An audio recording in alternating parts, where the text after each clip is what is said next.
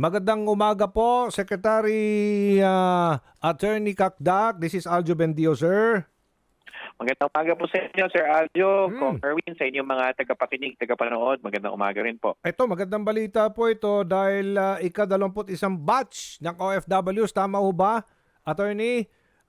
Mula Israel, dumating na sa Pilipinas. 60 OFWs, dumating na rin mula sa Israel.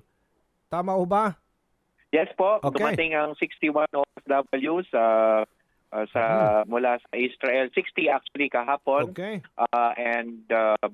Binigyan po sila ng whole of government assistance na inatasan po kami ng ating Pangulo na isagawa ito, DOH, DFA, DSWD, TESDA, DMW at OWA. Nagsanib puwersa po sa airport kahapon para magbigay ng financial assistance, transport assistance, accommodation. May iba kasi taga-probinsya, kailangan lumagi muna overnight sa hotel, and then livelihood, psychosocial, and training assistance. Ilan pa ho natitirang Pinoy nandoon at kumusta na sila, Secretary? Well, sa bansang Israel kasi kakaibang labor market ang bansang Israel in a sense that nagkaroon ng merong mga karamihan ng mga OFWs are caregivers. So, Opo, Secretary, naputol.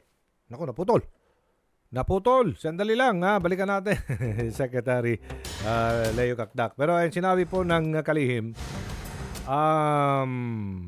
mga ano ito, mga OFWs, caregivers, and hotel workers. So, meron na silang 100,000 pesos matatanggap, financial and comprehensive reintegration support mula sa DMW at OWA, 20,000 pesos livelihood aid mula sa DSWD, and skills training vouchers mula sa TESDA.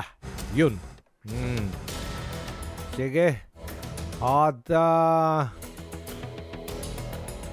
mga ano to, assistance for farmers, mga fisher folk and families ang makakasama po ng Pangulong Marcos Jr. sa General Santos City. Yan O kung pwede natin ilabas ng sandali para aware ang ating mga kababayan nanonood sa atin sa Facebook Live. No, nandun po ang Pangulo ngayon sa Gensan. Ayan. Ay, andyan na. Si Secretary Hans Leo Kakdak ulit. Sec, good morning again. Naputol. Naputol po. Pasensya na, hindi ko alam na naputol. Ang dami ko nang nasabi. Po, sige.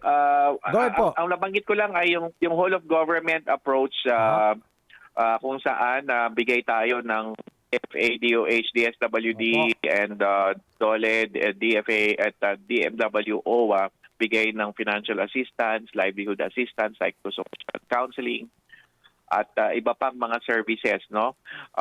Meron tayo yung transport and accommodation assistance, nandiyan din. And merong mga 100 na applications tayong ipoprocess na pauwi pa. Pero hindi kasi ay gustong umuwi. Unang-una kasi wala pa namang voluntary or mandatory repatriation na nakataas.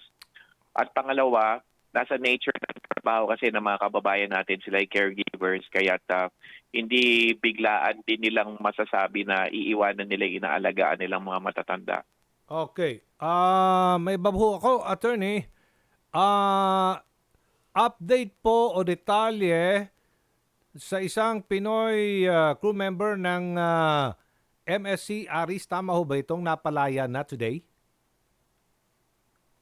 Yes, makakauwi yung mga isa sa apat, no? Mauunang uuwi ang isa sa apat na OFW seafarer na makakauwi at gusto ng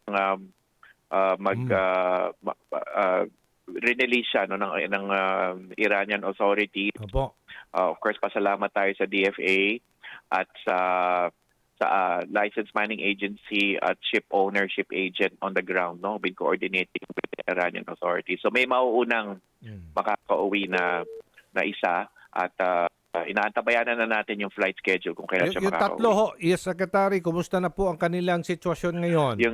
Yung tatlo ay nasa maayos na sitwasyon at ihintayin na lang po natin yung kanilang tabayanan na lang po natin yung kanilang pag-release from the safe release ng Iranian authority. Okay, thank you so much, Secretary Hans Leo Kakdak, Department of Migrant Salamat po. Workers.